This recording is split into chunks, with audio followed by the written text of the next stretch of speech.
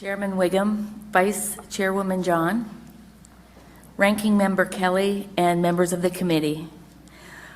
What was to be a relatively innocuous federal government operating from a defined enumeration of specific grants of power has become an ever-present and unaccountable force.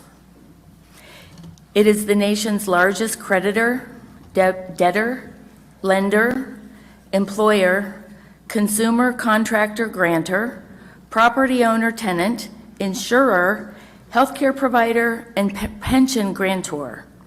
Moreover, with aggrandized police powers, what it does not control directly, it bans or mandates by regulation. This was written by Mark R. Levin in his 2013 book entitled The Liberty Amendments, Restoring the American Republic.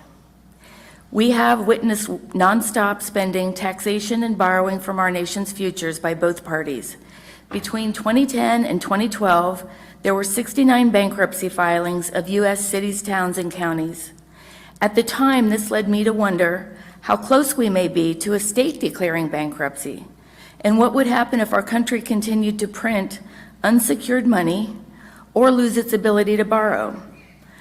Presidential candidates from both parties that year rarely, if ever, mentioned the necessity for government to exercise fiscal restraints similar to those required of families and small business. In other words, living within their means.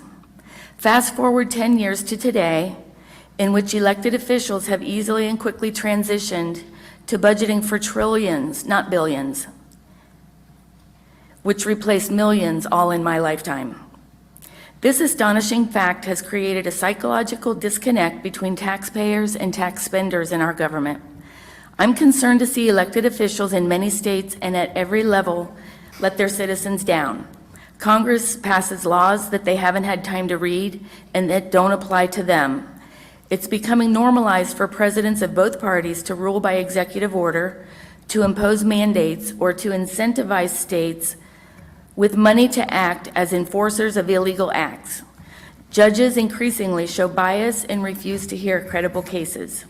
I'm a law-abiding, lifelong Ohio resident, retired mom of 2 productive young adults, a 1979 graduate of Miami University's Business School, a former small business operator myself, wife of a retired public school teacher, and a Convention of States volunteer. Hardly a domestic terrorist, but my beliefs about what I see happening in the United States may get me tagged as such. Where am I going with this? Members of this committee are not called on to solve every problem America faces. You are simply called on to be the voice of the people. With nearly 100,000 petition signers in Ohio, the average House district has over 1,000 supporters, calling for a legal check on our runaway federal government. Our grassroots army across Ohio has volunteered their time on this effort to call for an amendments convention. Some people, including some in this room, have worked the entire 8 years since the release of Mark Levin's book and the launch of the nonprofit, nonpartisan group Convention of States. Our volunteers are counting on their House reps to support them on this issue.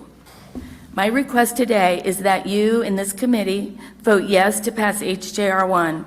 If not, you will be silencing Ohioans in all 84 House districts not represented by this committee.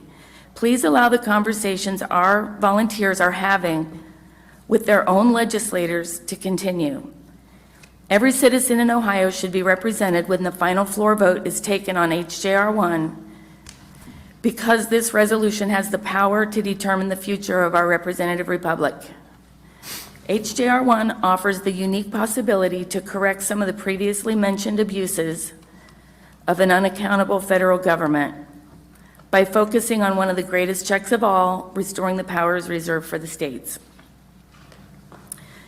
Provided for your reference are links in your iPads below to research and legal writings of Robert G. Nadelson, widely acknowledged to be the country's leading active scholar on the Constitution's Article 5 amendment procedure. He researches independently and has been cited repeatedly at the United States Supreme Court, federal appeals courts, and state Supreme Courts. The link includes comprehensive research into our country's rich history of multi-state conventions, who, what, where, why, when, and how they were conducted, and what the results were. This thorough, time-tested research dates back earlier than 1776 and is provided to assuage the fears regarding a meeting of commissioners from the 50 states to propose amendments to the U.S. Constitution. We also today have copies of Rob Nadelson's more abbreviated book, since the link I talked to is almost 400 pages, footnoted, and it's a quicker read than you would think. But it's a great reference book with an awesome table of contents that might lead you to get your questions answered without having the need to read the full book. We also have copies of the Article 5 abbreviated version here to pass out for legislators today.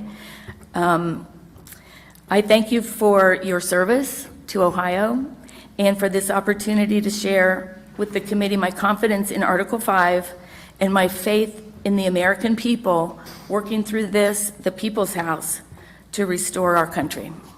Thank you.